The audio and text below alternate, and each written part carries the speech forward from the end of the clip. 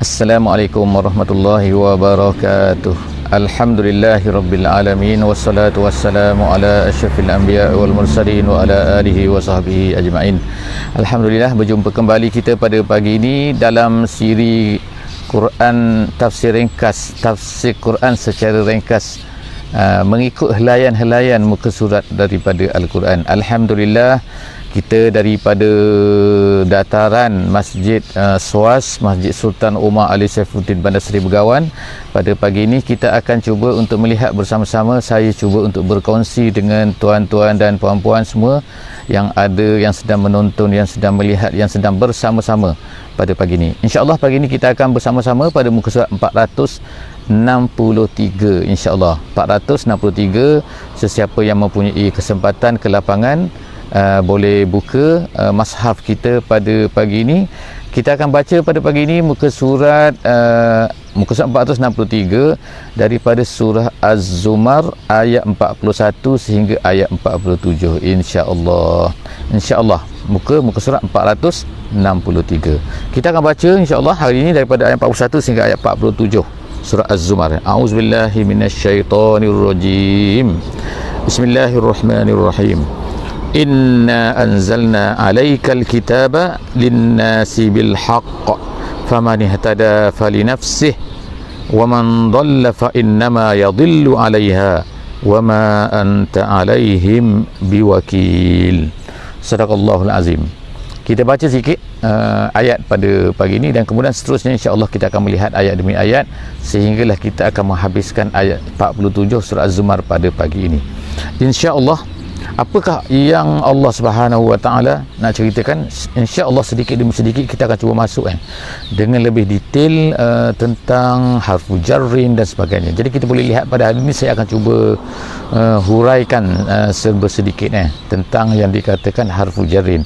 Harfu jarrin ni ialah satu perkataan, satu huruf yang ada di dalam Al-Quran yang digunakan dalam bahasa Arab, yang mana ia mempunyai pengertiannya yang sangat-sangat mendalam. Kerana kadang-kadang kerana satu harfu jarrin dia akan mengubah makna ayat tu. Mengubah bukan kadang-kadang dari segi makna saja, tapi kadang-kadang dari segi perasaan, dari pergi rasa orang yang membaca tu, oh dia boleh faham ini artinya begini, ini artinya begini. Kenapa? Kerana satu harfu jarrin saja. Harfu jarrin ada 9. Insya-Allah tuan-tuan semua, siapa-siapa yang nak ni boleh cuba buka insya-Allah dalam pembelajaran bahasa Arab lah.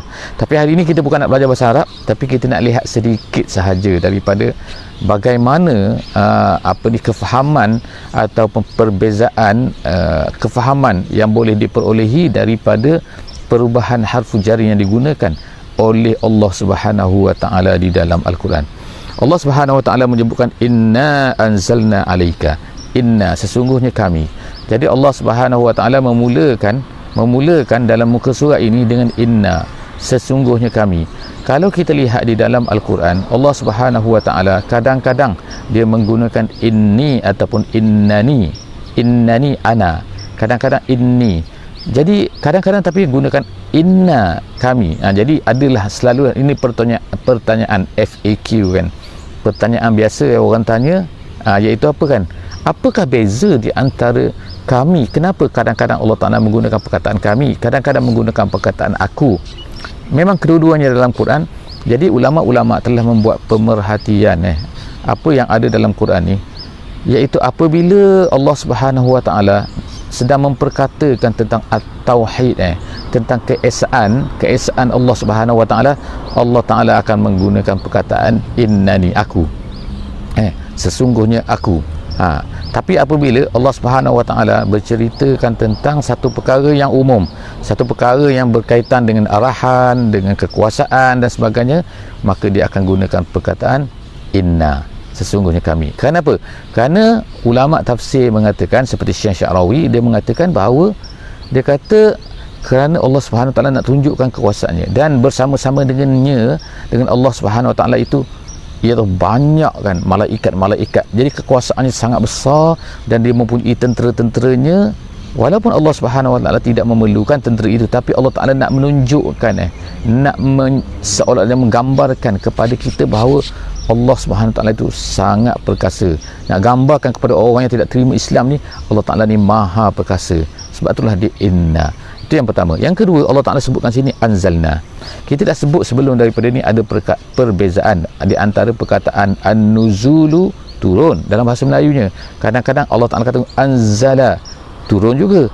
Kadang-kadang Allah Ta'ala menggunakan perkataan tanzil. Jadi ketiga-tiga perkataan ni insya-Allah tuan-tuan, puan-puan semua boleh rujuk kepada tafsir-tafsir kita sebelum daripada ni, insya-Allah kan. Boleh pergi kepada Facebook, boleh pergi kepada YouTube, insya-Allah boleh tengok muka surat yang sebelum ni. Kita dah ceritakan tentang perbezaan di antara perkataan-perkataan ni, sebagaimana yang dijelaskan oleh juga Syekh Sya'rawi dalam khawatirnya ataupun dalam tafsirnya. Ada orang bertanya, apa perbezaan Syekh Sya'rawi ni khawatir ataupun tafsir? Sebenarnya Syekh Sya'rawi ni, dia sebagaimana kita sebut semalam, dia adalah khawatir. Dia adalah khawatir, iaitu lintasan-lintasan apa yang terfikir, apa yang terbayang ketika dia membaca ayat ni, lalu di-sharekan di dalam sebuah rakaman yang dalam bukan satu rakaman saja kan, beratus-ratus rakaman, kemudian telah dibukukan menjadi tafsir Sya'rawi. Tapi sebenarnya Syekh Sya'rawi mengatakan ini bukan tafsir sebenarnya, tapi ini khawatir saja. So jangan keliru, ada satu lagi buku khawatir, namanya Khawatir Syekh Amru Khalid. Itu buku lain, itu buku lain. Itu buku saja kecil saja. Itu adalah khawatir surah-surah dalam Al-Quran. Seterusnya Allah Subhanahu Wa Taala sebut kat sini kan, alaika anzalna alaikal kitaba linnas. Kita tengok sini kan, dalam harfu jarin di sini ada alaika, ke atas kamu, dan kemudian ada disebut bentuk linnasi, untuk manusia. Kadang-kadang dia guna li ni untuk, ala tu ke atas. Jadi dalam bahasa Arab, bila ala ni artinya apalah, iaitu ada liability atas orang tu, iaitu ada bebanan ke atas kamu.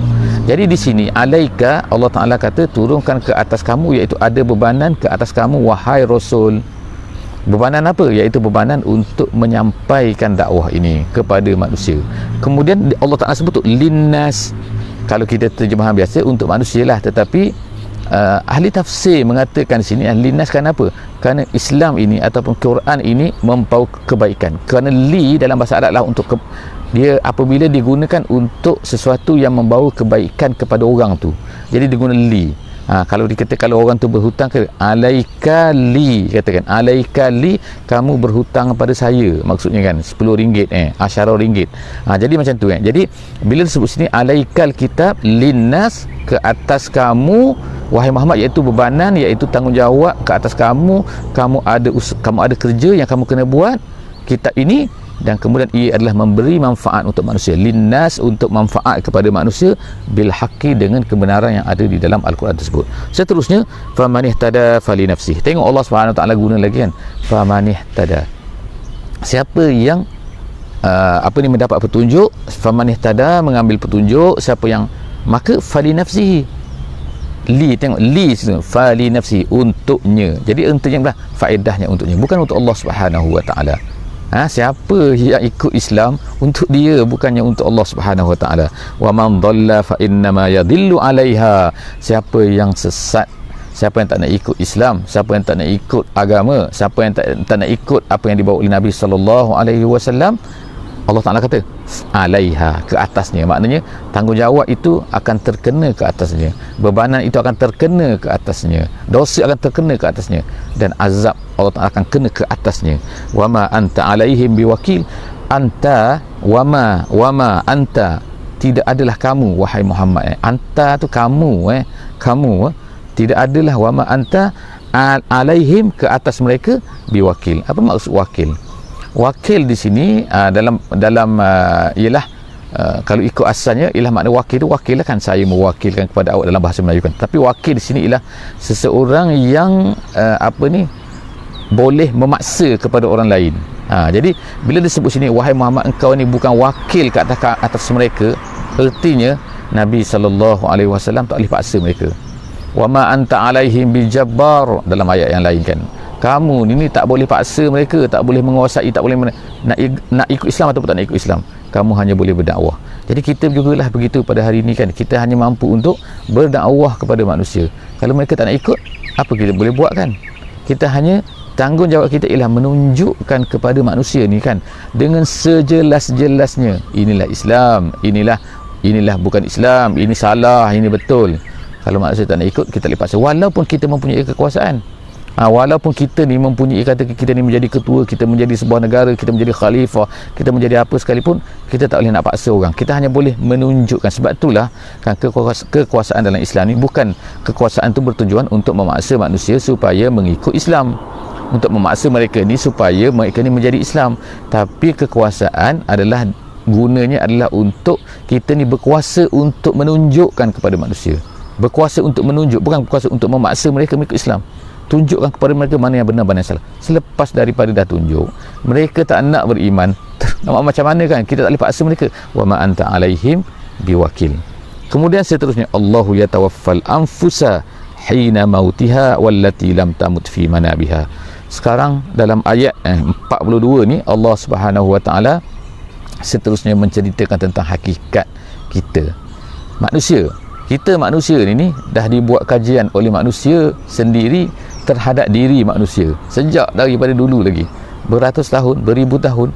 Manusia ni kan selongkar sana selongkar sini buat kajian-kajian ni, tapi manusia ni kan tak dapat mengetahui tentang hakikat manusia. Jadi hakikat manusia sendiri, tengoklah kita sekarang kan, Masya Allah kan, Covid menyerang kita, kita tak boleh nak selesaikan. Macam mana nak cari vaksin ni? Dah try vaksin sini, timbul penyakit baru. Try vaksin ni pula, tiba-tiba boleh test pada manusia, 2 hari lepas kan, kita tengok kan, ada pula kan vaksin yang ditest tu, tengok-tengok ada menyebabkan penyakit lain, benda-benda lain yang berlaku yang menyebabkan vaksin tu tak sesuai untuk digunakan lagi. Maka kena test lagi, Jadi manusia ni kan very complex, sangat complicated. Jadi bagaimana nak selesaikan ni? Sebab itulah kan Allah Subhanahu Wa Taala sebenarnya, bila Allah Taala menciptakan manusia, menciptakan kita, menciptakan langit, menciptakan bumi, kita banyak tak tahu tentang diri kita. Kita tidak tahu tentang bagaimana penciptaan ini. Jadi sebab itu Allah Ta'ala sebutkan dalam soal Kahfi sebagai contoh kan, ma asyhadtuhum khalqas samawati wal ardi wala khalqa anfusihim. Aku tak perlihatkan kepada mereka ni penciptaan langit, penciptaan bumi. Kita kan dalam sains lah, kita kata sebagai contohnya kan, kalau kita ni bukan orang sains, bukan orang yang ataupun tahu sikit-sikit tentang sains, tiba-tiba ada seorang pakar lah, katakan pakar nuklear, pakar apa kan, menceritakan tentang benda yang sangat kompleks, bagaimana dia buat benda tu, kita jadi pening kadang-kadang, kita jadi dengar pun tak faham. Sebab apa kan, istilahnya dengan apa ni kan, complicatednya kan, dia explanation, akhirnya kita pun boring. Apalah dia cerita ni, Allah aku tak faham. Sebab apa? Dia menceritakan satu benda yang mana bidang dia kan, bidang dia buat kajian pasal benda tu, dia tahu benda complicated, kita tak tahu contohnya kan, maka kita akan boring. Begitulah kita dalam penciptaan langit dan bumi dan juga penciptaan diri kita, Allah Ta'ala tak tunjukkan pada kita. Sebab itulah dia sangat kompleks kan. Antara benda yang kompleks yang Allah Ta'ala sebutkan kat sini adalah tentang hidup dan juga mati. Tentang hidup dan juga mati. Jadi Allah Ta'ala telah menciptakan allazi khalaqal mauta wal hayah liyabluwakum. Allah Ta'ala menciptakan hidup dan mati. Jadi hidup kita ni di mana? Sebelum daripada tu Allah Ta'ala sebutkan allazi khalaqal mauta, sebelum daripada tu kamu ni mati. Dia menciptakan kamu ni mati kemudian hidup. Jadi dia sebutkan mati dulu kemudian hidup dalam soal mulk. Jadi Allah SWT sebut sini, di antara perkara yang manusia ni tak faham sampai sekarang, apakah hakikatnya? Hakikat apa? Iaitu hakikat hidup dan mati dan juga tidur. Jadi Allah Ta'ala sebut sini Allahu yatawaffal anfus. Allah Ta'ala lah yang mematikan anfus. Apa yatawaffa anfus ni? Anfus ni ialah apa? Anfus ni dalam bahasa Arab, an-nafsu ni ialah artinya ialah campuran di antara jasad dan juga ruh. Jadi manusia ni ada jasad, ada ruh. Bila bertemu dua tu nama dia an-nafsu. Bila berpisah dia tak ada lagi kan, dia dah mati panggil kan, tak adalah. Jadi apabila bertemu kedua tu tapi kadang-kadang Allah Subhanahu Wa Taala menarik sebahagian daripada ruh tu. Ruh dia bersama dengan jasad menjadi nafsu. Tetapi kadang-kadang Allah Ta'ala tu dia tarik apa? Perasaan, tarik pemikiran, tarik kuasa untuk membezakan, iaitu dinamakan sebagai tidur. Kita panggil seperti tidur. Jadi tidur tu adalah mati sebenarnya, tapi mati anak mati. Kalau dalam bahasa Arab dipanggil, ada mati ni ada dua, satu dipanggil mati sughra, mati kubra. Gitu kan. Mati besar dengan mati kecil. Jadi okey. Jadi Allah Ta'ala kata Allah yatawaffal anfus, dialah yang mematikan jiwa-jiwa hina mautiha, ketika dia mati. Jadi erti sini kan, malaikat tu hanya kerjanya mengambil nyawa. Malaikat tu bukan mematikan, yang mematikan adalah Allah Subhanahu Wa Ta'ala. Kemudian Allah Ta'ala sebutkan wallati lam tamut fi manamiha. minta maaf lah, ada bunyi pula dah bising kat belakang. Okey, kereta. Okey, kemudian Allah ketika dia mati, kemudian wallati lam tamut fi manamiha, Allah Ta'ala sebutkan, dan dia tidak mati ketika tidurnya. Maknanya ketika tidurnya Allah Ta'ala tak pisahkan, tak ambil nyawa, tak pisahkan di antara nyawa, cuma dia ambil sebahagian kecil daripada apa yang ada pada ruh tu. Kemudian fayumsikul lati qada 'alaihal maut wa yursilul ukhra ila ajalin musamma. Jadi ada dua jenis. Ada orang mati dalam tidur tu, bila dia tidur terus Allah Ta'ala cabut nyawa dia. Dan kemudian tapi ada orang yang yursil ni makna lepaskan apa? Lepaskan al-ukhra ila ajalin musamma. Ada jiwa-jiwa yang mana Allah Ta'ala lepaskan kembali, iaitu Allah Ta'ala masukkan kembali perasaan kesedaran tadi tu kan, at-tamyiz kan, kuasa dia boleh jadi sebab tu boleh sedar, dia kembali semula tu, iaitu apa? Kesedaran kita kembali, perasaan kita kembali kan. Tetapi ada satu kepelikan lagi, iaitu bila kita tidur ni Allah Ta'ala beri satu kekuatan lain, iaitu apa? Kita dapat melihat sesuatu. Melihat apa? Dan dipanggil sebagai mimpi. Melihat di dalam mimpi. Jadi melihat dalam mimpi itu bukan lihat dengan mata dah, mata tertutup, tapi kita melihat dengan akal. Pada masa itu ada sedikit daripada akal yang masih hidup yang boleh ingat. Jadi kita ingat, oh semalam kita mimpi ni, semalam kita mimpi ni, dan sebagainya lah kan. Jadi itu ada dua keadaan. Allah Ta'ala ceritakan benda ni semua ni ialah apa kan, untuk apa ni, nak beritahu kita. Kita tengok manusia ni dalam kubur, kata-kata kita tengok dia diam je, tak bergerak je, tak ada apa lah kot dia kan, mana ada kena seksa, kena apa kan, kena tanya apa. Bila kita mati kita tahu kan betapa kalau kadang-kadang kita bermimpi yang menakutkan sehingga kita punya nak takut kita takut sehingga kita bangun dengan termegah-megah takut kan, padahal kita mimpi je. Jadi Allah Subhanahu Wa Taala nak ceritakan, jadikan sedikit mimpi, sedikitkan tidur tu kita untuk menunjukkan apa? Nanti kamu di akhirat, nanti kamu boleh diseksa, kamu boleh diazab. Walaupun pada penglihatan luar orang tengok apa? Orang tengok tak ada apa pun. Orang tengok badan dia okey pun, bergerak tak bergerak pun. Orang tengok kita ni dibekukan macam Firaun kan. Ada tu Firaun kan. Dia punya apa ni, body tu kan dalam museum. Tapi nampak tak ada apa-apa pun, tak ada pun, tak kena azab pun. Itulah Allah Ta'ala nak tunjukkan kepada kita kan, bahawa kita ni ada dua, iaitu badan dan juga ruh. Nanti Allah SWT akan kembalikan semua kita. Itu panjang cerita dia dalam bab akidah, insya-Allah. Sila belajarlah kan tentang akidah ni, insya-Allah. Moga-moga kita dapat faham dan lebih jelas. Inna fi zalika laayatin liqaumin yatafakkarun. Semua ni Allah Ta'ala buat ni supaya apa? Supaya menjadi pengajaran, supaya menjadi peringatan, supaya menjadi ayat, menjadi tanda, supaya kita ni berfikir. Tidur bangun tu kan bukan hanya sekadar tidur bangun, tapi Allah Ta'ala nak minta kita supaya berfikir. Kemudian amitakhuzu min dunillahi syafa'a. Ada ke pula kata-kata orang kafir ni, orang-orang musyrik ni, orang-orang yang tidak beriman ini, mereka ni ami kat sini, sini kalau ikutnya pertanyaan kan, tetapi ahli tafsir kata maksud sini lah sini makna bahkan nak ceritanya bahawa apa yang terjadi ialah apa? Mereka ini mengambil selain daripada Allah sebagai syafaat. Syafaat ni apa? Syafaat ni ialah daripada perkataan asy-syafa'u. Kita ada kan perkataan asy-syafa'u ni artinya ialah number yang genap. Ada satu lagi lawan dia ialah apa? Al-witru. Witir ni makna nama yang ganjil. Jadi ada nama ganjil, ada nama genap. Kalau satu tu itu al-witru. Kalau asy-syafa'u dua. Kalau jadi kenapa dalam bahasa Arab digunakan perkataan ni, iaitu kan kalau satu asy-syafa'u ialah dua, kalau tiga asy-syafa'u dia ialah empat. Artinya apa? Iaitu memerlukan kepada yang lain. Jadi asy-syafa'u ni apa? Asy-syafa'atu tu ialah artinya apa? Iaitu apabila kita memerlukan kepada orang lain untuk mendapatkan sesuatu.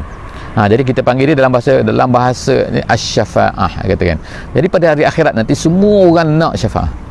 Semua orang nak syafaat, iaitu apa kan? Nak cari kan, cari Muhammad, cari Adam, cari manusia mencari nabi-nabi ni semua kan, untuk apa? Untuk mendapat syafaat. Supaya apa? Sebab tak boleh nak bercakap dengan Allah Subhanahu Wa Taala sendiri kan, tak mampu dah kan. Jadi mintalah, tolonglah. Jadi itu nama dia syafaat dalam bahasa Arab. Jadi syafaat ni digunakan dalam bahasa Islam, asy-syafa'ah. Jadi Allah Subhanahu Wa Taala sebut sini kan, orang-orang kafir ni pada hari akhirat ni kan, mereka apa kan, bila terkejut jadi bangun saja di hari akhirat ni, mereka akan cari apa? Mana berhala yang kita sembah dulu, mana apa yang kita ikut dulu, mana ketua-ketua kita, mana macam-macam sekali benda-benda yang selain daripada Allah Subhanahu Wa Taala, dengan harapan apa? perkara-perkara ni semua ni akan dapat menjadi syafaat kepada mereka. Jadi Allah Ta'ala sebutkan amittakhadhu min dunillahi syafaat, tapi di dunia ni mereka ambil benda tu kan. Jadi mereka carilah jadikan sebagai syafaat. Kul awalau kanu la yamlikuna syai'an wa la ya'qilun. Tengok apa yang mereka sembah di dunia pada hari ini tu. Adakah benda-benda tu semua tu memiliki sesuatu ataupun tak memiliki sesuatu? Allah Ta'ala katakan tak memiliki sesuatu, tidak berakal. Bahkan sebagaimana cerita Nabi Ibrahim alaihissalam kan, Nabi Ibrahim letakkan kapak tu di atas berhala yang besar. Bila orang datang ramai-ramai tanya kan, Ibrahim, kau yang pukul ni, kenapa tanya aku? Nabi Ibrahim kata, tanyalah berhala besar tu, tanya aku pula kan. Mereka kata, berhala tu manalah boleh bercakap. Habis tu kalau tak boleh bercakap, kenapa kau sembah dia? Jadi nak menunjukkan apa kan, berhala yang teruk macam tu mereka sembah. Jadi Allah Ta'ala sebut sini, tengok kan, kul awalau kanu la yamlikuna syai'an wa la ya'qilun, tak berakal, tak ni, tapi kamu sembah dia. Kul lillahi syafa'atu jami'ah, katakan hanya Allah Ta'ala saja yang memiliki syafaat tu kan. Nabi Muhammad SAW memiliki syafaat dengan izin Allah Subhanahu Wa Ta'ala. Nabi ni dengan izin Allah Subhanahu Wa Ta'ala. Kalau Allah Ta'ala tak izin, tak boleh. Jadi artinya asy-syafa'atu lillah. Kul lillahi syafa'atu jami'ah, semua syafaat untuk lahu mulkus samawati wal ard, dialah memiliki kerajaan langit dan juga bumi. Summa ilaihi turja'un, dan nanti kamu semua akan kembali kepada Allah Subhanahu wa taala. Ayat 45, wa iza zukirallahu wahdahu shma'azzat qulubul ladzina la yu'minuna bil akhirah. Allah Ta'ala cerita keadaannya manusia ni, manusia yang tidak beriman. Mereka ni apabila disebutkan Allah wahdahu maknanya ulama tafsir kata iaitu tidak bercampur, tidak sebut dengan berhala-berhala yang lain. Kalau sebut dengan yang lain, berhala Allah, Lata, Uzza, okey, mereka suka. Tapi bila sebut saja Allah sahaja wahdahu, tak campur dengan yang lain, maknanya nak mengesakan Allah Ta'ala saja, mereka tak terima. Bahkan bukan mereka tak terima, Isma'azzat ni daripada daripada perkataan inilah Isma'azzat maknanya dia ni nafarat dalam bahasa Arabnya, nafarat Asy-Syamzu dia kata an-nafru ni artinya seorang yang lari daripada sesuatu benda yang dia tidak sukai. Misalnya katakan kita ni tak suka benda ni, tak suka durian kata, tiba-tiba orang bawa durian, lari kita, itu Isma'azzat. Jadi Isma'azzat ni ialah perasaan dalam hati, lalu dizahirkan dengan muka, dizahirkan dengan tangan, dizahir dengan kaki, dizahir dengan badan kan. Muka macam tu, tak suka, itu tanda tak suka kan. Tapi tak suka tu di mana? Dalam hati. Jadi sebab tu Allah Ta'ala sebutkan sini kan, Isma'azzat qulubul lazina la yu'minuna bil akhirah. Orang yang tak beriman dengan akhirat ni kan, bila sebut saja Allah tak suka dia. Memang kan, kalau kita pun pada hari ni kan, kita akan tengok ada manusia-manusia tak suka sebut nama Allah Ta'ala kan. Bila kita sebut nama Allah, nak bercakap dah ustazah dah, macam-macam sekali kan bila kita sebut nama Allah kan. Jadi ada manusia tak suka, tapi bila sebut yang lain, gembira mereka. Allah Ta'ala sebut situ kan, kan, wa iza zukiral lazina min dunihi izahum yastabshirun artinya gembira. Kalau disebut selain daripada Allah, kalau sebut dunia, gembira. Disebut harta, gembira. Disebut duit, gembira. Disebut ringgit, gembira. Disebut istana, gembira. Disebut rumah besar, gembira. Disebut ni, gembira. Disebut mahligai, gembira. Disebut apa lagi? Disebut ladang-ladang, gembira. Disebut contoh kan. Jadi manusia bila sebut tentang harta, bila bincang pasal jawatan, bila pasal benda-benda lain selain daripada Allah Subhanahu Wa Taala, mereka gembira. Jadi Allah Ta'ala bila sebut nama Allah, mereka ni kecewa, tak nak, Isma'azzat. Jadi itulah sifat kita tak katakan bahawa kalau ada orang benci tu maknanya dia jadi tak beriman, tidak.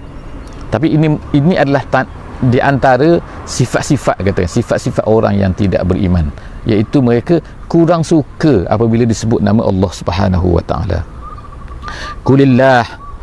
Qulillahumma fatiras samawati wal ard, wahai Muhammad katakan, Allah lah fatiras samawat, dialah yang menciptakan langit, menciptakan bumi, wal ard alimal ghaib, dia tahu apa yang ghaib, wasyahadah, dan apa yang tak nampak, anta tahkumu baina ibadik fima kanu fihi yakhtalifun, dan kamu dan apa ni anta tahkumu baina ibadika fima kanu. Jadi kita katakan bahawa kamulah ya Allah yang menghukumkan di antara manusia ni. Hanya Allah Ta'ala saja yang layak, Allah Ta'ala sajalah yang akan menghukum nanti kalaulah mereka ni tak beriman atas dunia dan sebagainya kan. Kita serah kepada Allah Subhanahu wa Ta'ala. Allah Ta'ala minta kepada Nabi Muhammad jangan hirau. Ini juga adalah dipanggil sebagai tasliyah. Tasliyah iaitu hiburan kepada Nabi. Jadi banyak sangat kita tengok dalam Quran ni tentang hiburan-hiburan yang Allah SWT berikan kepada Nabi Muhammad SAW. Kerana apa? Kerana Nabi kepenatan di dalam dakwahnya. Maknanya Nabi itu menghadapi macam-macam cubaan.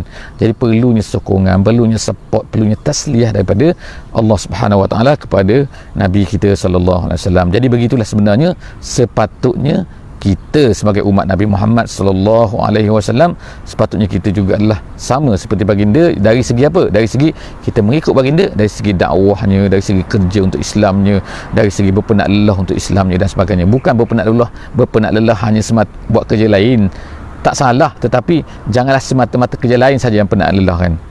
Ini penat lelah, ini penat lelah. Tapi bila untuk kerja untuk Islam, untuk meninggikan Islam, buat sesuatu untuk Islam, tak ada yang penat lelah kan. Hanya kadang-kadang kita ni mencari masa penat lelah untuk diberikan untuk bekerja Islam. Bukannya berpenat lelah kerana untuk bekerja untuk Islam. Kan terbalik tu kan. Tak sepatutnya kan. Jadi seterusnya Allah SWT sebut ayat yang terakhir pada hari ini, walau anna lillazina zalamu ma fil ardi jami'an wa mislahu ma'ahu laftadaw bih min su'il azabi yaumal qiyamah wa badalahum minallahi ma lam yakunu yahtasibun. Dalam ayat ni Allah Subhanahu Wa Taala sebut apa? Iaitu kata tentang orang kafir. Ada beberapa tempat lagi dalam Quran ceritakan benda yang sama, iaitu manusia ni dia akan mengorbankan, sacrifice apa yang ada pada diri dia untuk menyelamatkan dia daripada azab hari akhirat. Tetapi Allah Ta'ala sekali-kali tak benarkan. Allah Ta'ala tak membolehkan, tak boleh di hari akhirat ni. Jadi Allah Ta'ala sebut ni apa, orang kafir ni, orang yang tak beriman ni, bila sampai ke akhirat, bila melihat azab tu, mereka takut pada azab, mereka nak korbankan semua sekali apa yang ada pada mereka. Bahkan Allah Ta'ala kata andainya kalaulah dia kata ada semua atas muka bumi ni mereka punya, dia punya, maka dia akan nak korbankan. Bayangkan manusia mana atas dunia ni yang mempunyai segala-gala apa yang atas dunia dia punya. Adalah kan 10 juta, 100 juta, 10 bilion, 100 bilion dan sebagainya kan. Manusia yang paling kaya dalam dunia, dia ada bilion-bilion, tapi dia tak menguasai seluruh dunia ni.